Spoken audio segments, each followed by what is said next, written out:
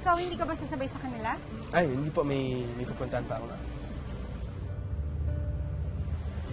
Siguro, pupuntahan mo yung nililigawan mo, no? Parang ganun na nga.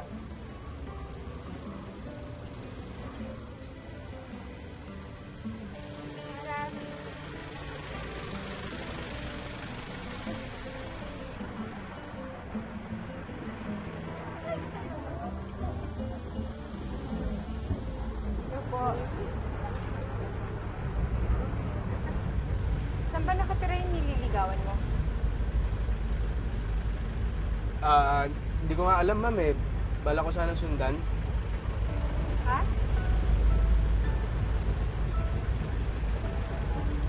Ma'am, para sa inyo itong isa. Teka. Sigurado ka? Tapos sa akin naman to para parehas tayo.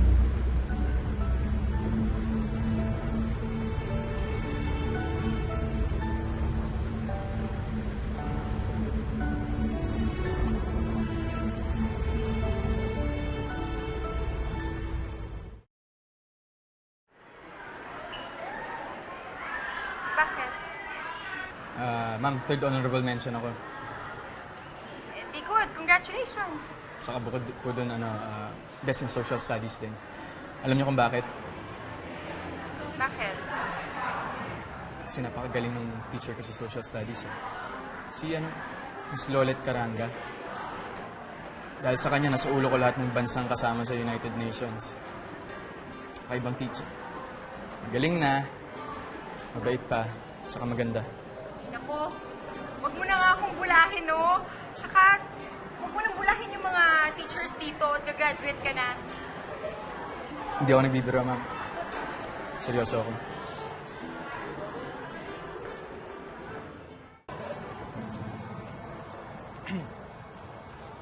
Miss Caranga.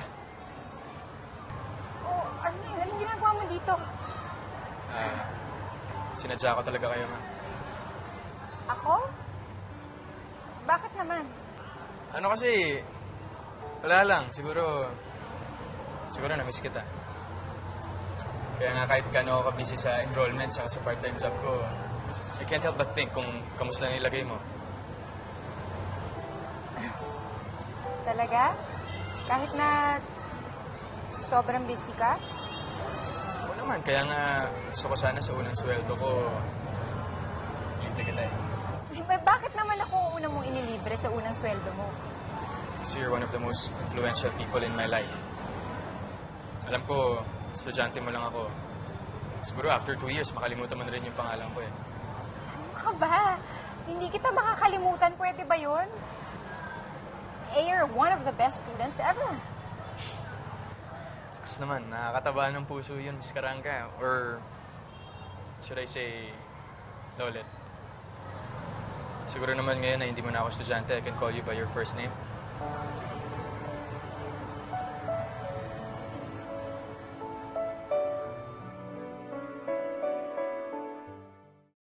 Ingat. Bye. Oh. Tapos na yung practice. Akala ko manunod ka kanina. Hindi naman yung choir yung gusto kong puntahan eh. Ikaw. Bakit? May problema ba? Hindi, gusto lang kitang samahan pa uwi. Gusto kong makasiguro na lagi kang safe. Ano ka ba? Ayaw ko naman umuwi mag-isa. Sigurado ka? Oo, sanay naman ako, no? Mag-isa ka lang? Oo naman. Kahit madilim. Ano ba? Tinatakot mo ba ako? Hindi. Akala ko ba di ka takot sa dilim? Sige na, iwan na kita mag-isa. Oh, sandali lang, Arnie. Huwag mo kong iwan. Dito ka lang. Ito na nga, oh. Yan, mawa ka lang dyan. Ito lang naman ako sa tabi mo eh. At, teka nga pala. Ano? Umuwi na tayong dilim-dilim dito. Huli ka na. Teka, bigay ako sa'yo eh. Ano?